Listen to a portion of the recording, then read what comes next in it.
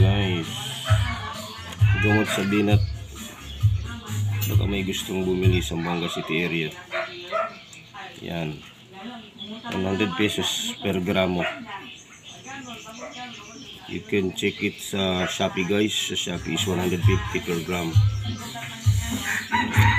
Sa atin 100 pesos lang per gram. Gamot sa binat. Malinis na guys, ready nang lutuin.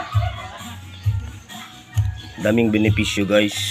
Research nyo lang sa YouTube o i-google nyo lang Sweetlets Net. So ready na to guys ha. Gusto nyong bumili pa isa-isa pwede. Yan. So 11.6 grams times 100. Sa Shopee guys 150. So sa atin may farm naman tayo, sariling farm guys. Thank you for watching.